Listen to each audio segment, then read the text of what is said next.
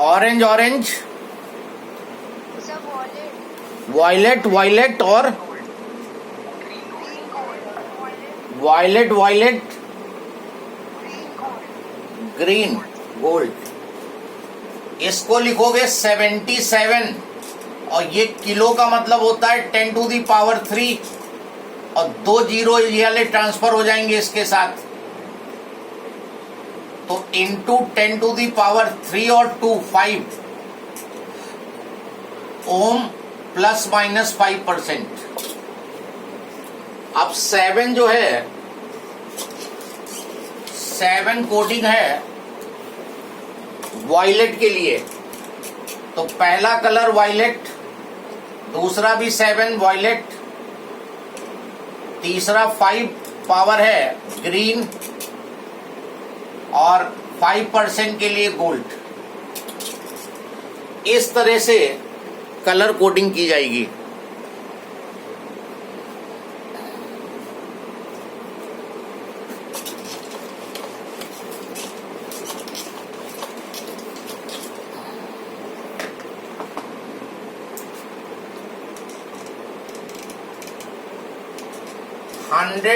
Mega ohm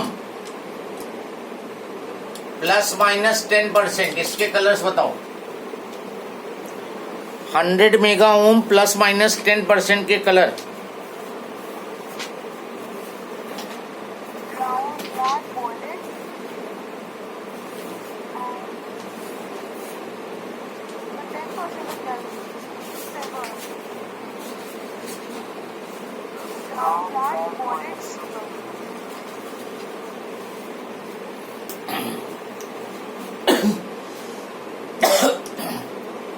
mega का मतलब 10⁻6 और 1 जीरो इसके साथ अटैच हो जाएगा, तो लिखा जाएगा 10 × 10⁻7 ओम ±10%।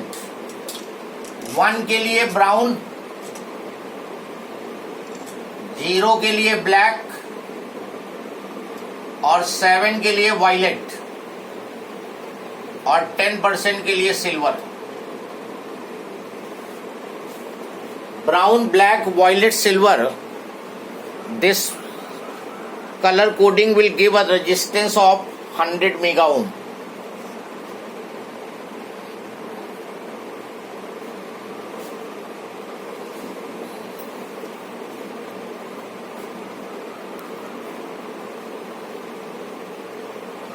Anyone has the problem? Value दी है, कलर लिख सकते हो, कलर दी है, वैल्यू निकाल सकते हो।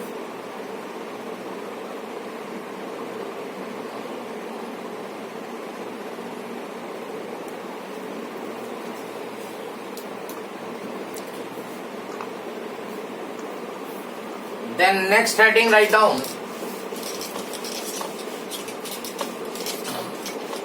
combination of resistors.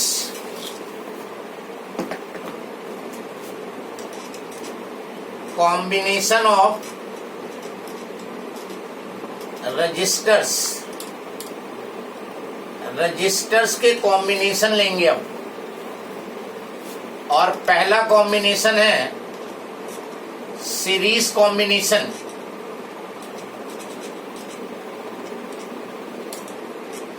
जैसे कैपेसिटर में कॉम्बिनेशन लिया था, same way in register we will take the series and parallel combination.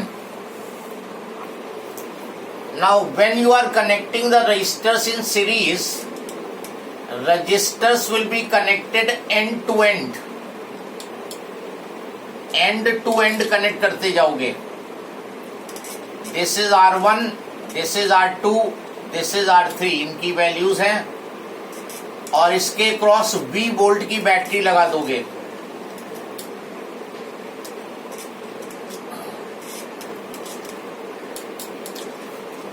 You have to find what is the equivalent of all these three resistors. मतलब इन तीनों की जगह सिंगल कितना resistance लगाएं कि सेम पर्पस सॉल्व हो।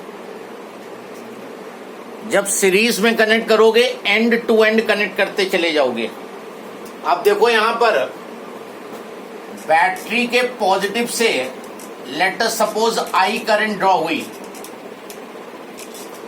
ये करंट इस वायर के थ्रू फ्लो करेगी और कोई रास्ता इसको मिल नहीं रहा है, तो यहां पे जो करंट होगी वो आई होगी।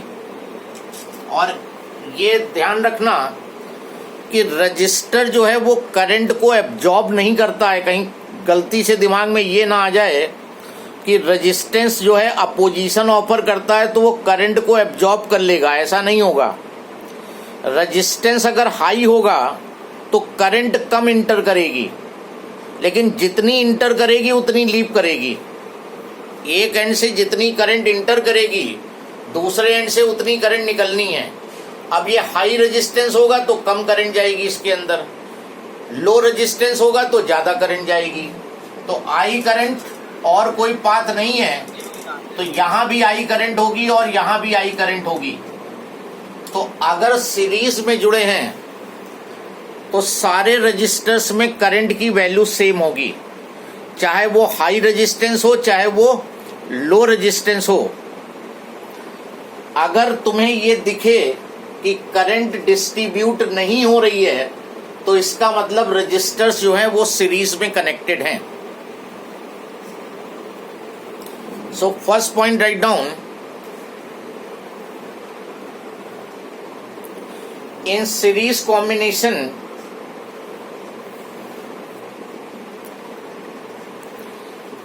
the current flowing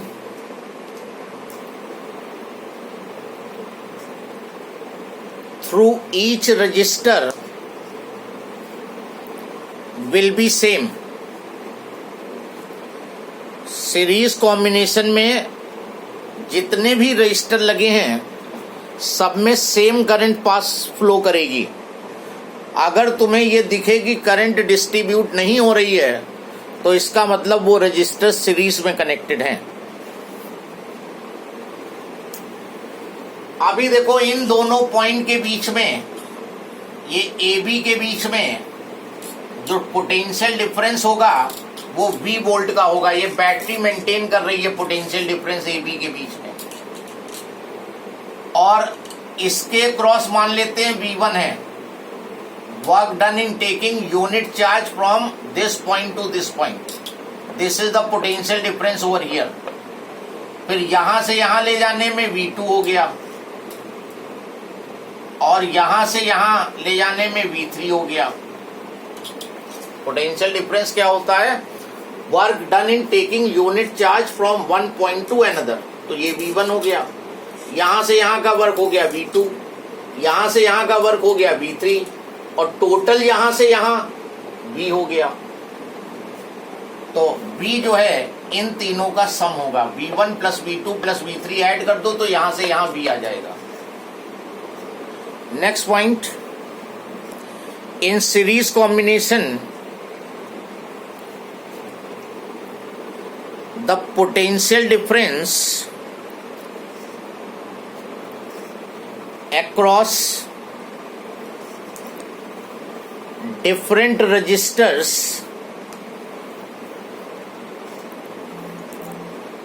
will be different।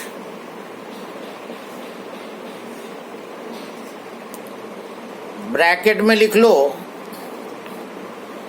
Greater the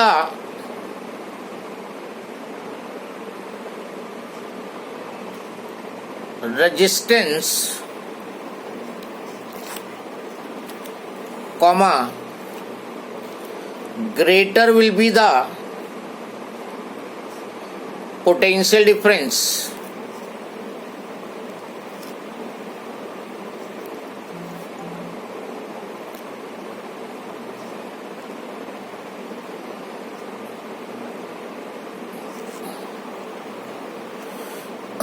potential difference सबके क्रॉस अलग अलग होगा। Greater the resistance greater will be the potential difference. जो इनमें ज्यादा रेजिस्टेंस होगा उसके क्रॉस पोटेंशियल डिफरेंस ज्यादा, और जो कम रेजिस्टेंस होगा उसके क्रॉस पोटेंशियल डिफरेंस कम। तो you can write V is equal to V1 plus V2 plus V3। यहां से यहां का work V1 for unit charge, this work V2 and this work V3, तो यहां से यहां टोटल के बराबर हो जाएगा। ओम्स लॉ के अकॉर्डिंग देखो, इन दोनों पॉइंट के बीच में जो वोल्टेज होगी वो करंट और इनके बीच का रेजिस्टेंस R1, तो IR1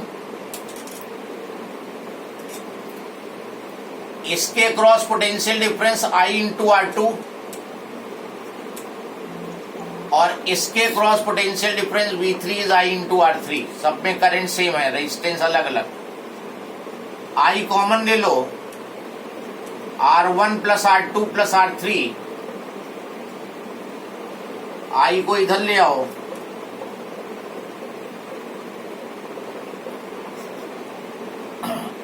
और V अपॉन I जो है वो R होता है, because V is equal to IR, तो V upon I is R। और ये टोटल वोल्टेज है और ये टोटल करंट है, टोटल वोल्टेज टोटल करंट, तो टोटल रेजिस्टेंस देगा। So this R will be R1 plus R2 plus R3। ये फॉर्मूला यूज करोगे सीरीज कॉम्बिनेशन में, वेयर R इज इक्विवेलेंट और कंबाइंड रेजिस्टेंस, इक्विवेलेंट और कंबाइंड रेजिस्टेंस।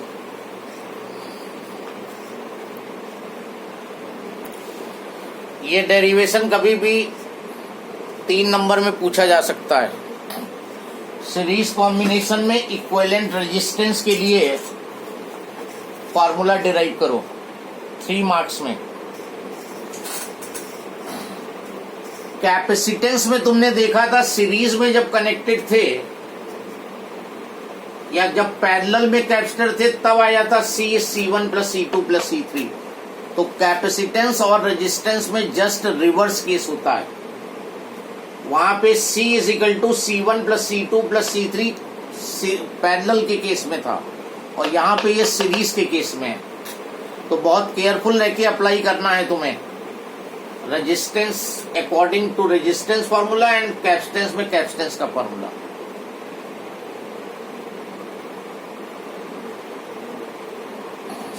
जैसे मान लो सीरीज में ये 3 रेजिस्टेंस जुड़े हैं, ये 5 ओम का है, ये 10 ओम का है, ये 15 ओम का है। बताओ टोटल कितना रेजिस्टेंस हुआ?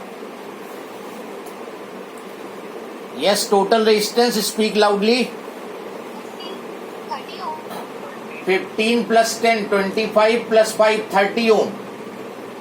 तो सर्किट में या तो ये 3 रेजिस्टेंस सीरीज में लगाओ, या इन तीनों को हटा के ये 30 का एक सिंगल लगा दो, सेम पर्पस सॉल्व होगा। ये होता है इक्विवेलेंट का मतलब। या तो 3 तुम रेजिस्टेंस अलग अलग लगाओ, या फिर 30 ओम का सीधे लगा दो, एक ही काम करेंगे। मान लो तुम्हारे पास ये 3 रजिस्टर जो यहां लगने हैं वो नहीं है, 30 का है तुम्हारे पास, तो इनका इक्विवेलेंट 30 आ रहा है, 30 लगा दो, वही काम करेगा ये। और जब सीरीज में जुड़ेंगे तो रेजिस्टेंस की वैल्यू इंक्रीज होगी, क्योंकि सीधे सीधे ऐड होंगे, रेजिस्टेंस विल इंक्रीज।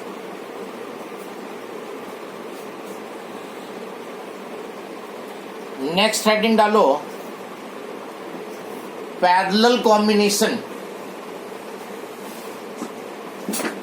दूसरे टाइप का कॉम्बिनेशन जो होगा वो पैरेलल कॉम्बिनेशन होगा।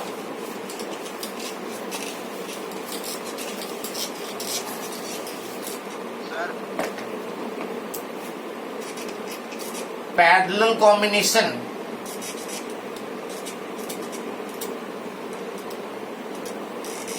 नाउ पैरेलल कॉम्बिनेशन में ये 3 रेजिस्टेंस दिए हैं तुम्हें,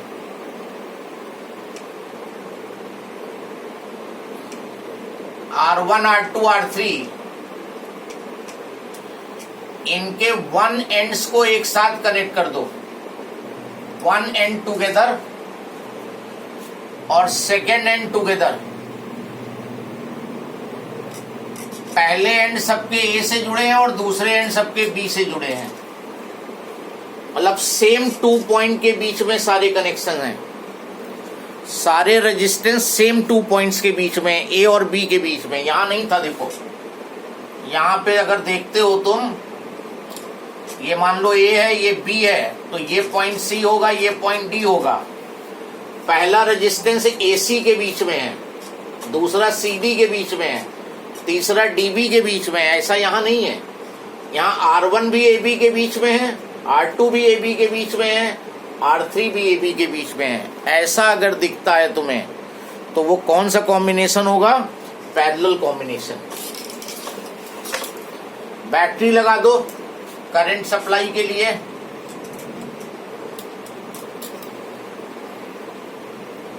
ये 20 वोल्ट की बैटरी AB के क्रॉस कनेक्टेड है और पहला रेजिस्टेंस भी AB के क्रॉस लगा है, दूसरा भी AB में लगा है, तीसरा भी AB में लगा है, तो हर एक के क्रॉस सेम वोल्टेज भी रहेगी। तो यहां पर पोटेंशियल डिफरेंस चेंज नहीं होगा, वहां पिछली बार बदल गया था V1 V2 V3, यहां पे सबके cross potential difference V volt ही रहेगा। So write down first point, in parallel combination,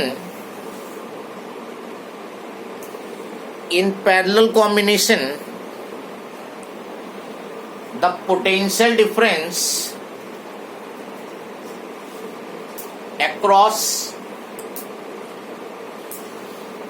different resistors will be same, चाहे हाई वैल्यू का रेजिस्टेंस हो चाहे लो वैल्यू का रेजिस्टेंस हो, पोटेंशियल डिफरेंस सबके क्रॉस सेम होगा। अगर तुम्हें दिखे कि सारे रेजिस्टेंस सेम 2 पॉइंट्स के बीच में कनेक्टेड हैं, तो इसका मतलब वो रेजिस्टर्स जो हैं वो पैरेलल में हैं।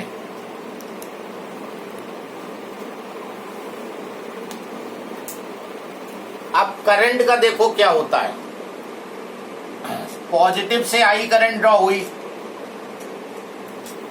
और यहां पे आके करंट के पास 3 पाथ है फ्लो करने के लिए।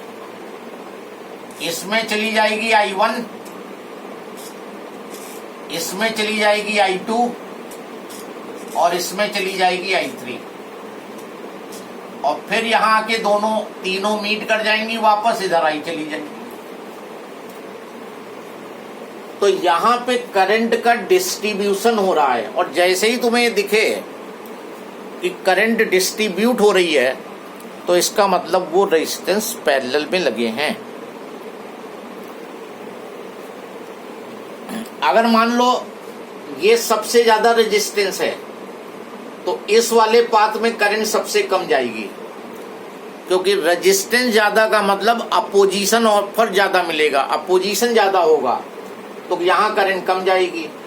ये सबसे कम रेजिस्टेंस है तो सबसे ज्यादा करंट इसमें जाएगी अकॉर्डिंगली। तो second point, in parallel combination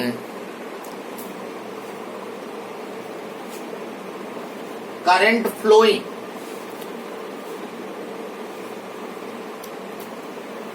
through different resistors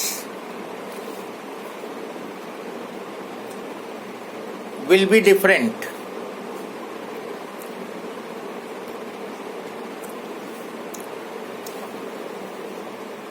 bracket में लिख लो,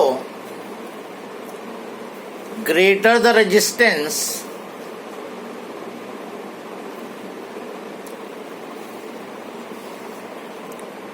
lesser will be the current.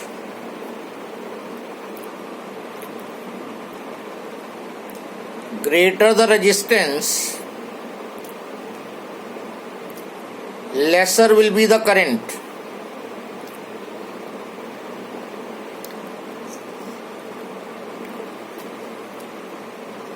जितना रेजिस्टेंस ज्यादा उतनी करंट कम।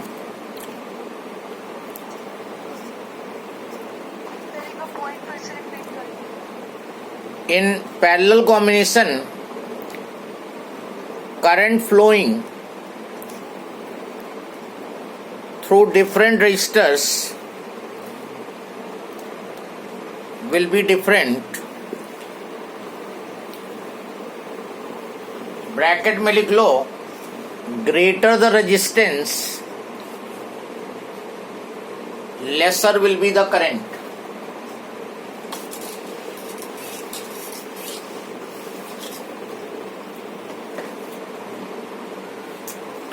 पैरेलल में करंट डिस्ट्रीब्यूट होगी, डिफरेंट रेजिस्टर्स में डिफरेंट करंट. जो पाथ का रेजिस्टेंस सबसे ज्यादा उसमें करंट सबसे कम, और ये तीनों करंट ऐड होके आई दे देंगी. तो I is equal to I1 plus I2 plus I3. I is equal to I1 plus I2 plus I3. तो ये भी 3 नंबर में पैरेलल पूछ सकता है या सीरीज का कोई भी एक पूछ सकता है. चलो I1, ये करंट की वैल्यू बतानी है, और करंट I होता है V upon R Ohm's law से. ओम्स लॉ था V is equal to I R, तो I होगा V बाय R. इसके क्रॉस वोल्टेज तो यही है V, लेकिन रेजिस्टेंस इस पाथ का R1 है, तो V अपॉन R1. इस करंट के लिए V अपॉन R2, इस करंट के लिए V upon R3. V common, 1 by R1 plus 1 by R2 plus 1 by R3. I upon V, 1 by R1 plus 1 by R2 plus 1 by R3. और I upon V, 1 upon R, reciprocal of equivalent resistance. 1 by R is equal to 1 by R1 plus 1 by R2 plus 1 by R3. तो ये equivalent resistance का formula यहां पे हो गया. जो capacitor में था उससे जस्ट अपोजिट. यहां पर पैरेलल में कनेक्ट करोगे तो रेजिस्टेंस डिक्रीज होगा, सीरीज में कनेक्ट करोगे रेजिस्टेंस इंक्रीज होगा.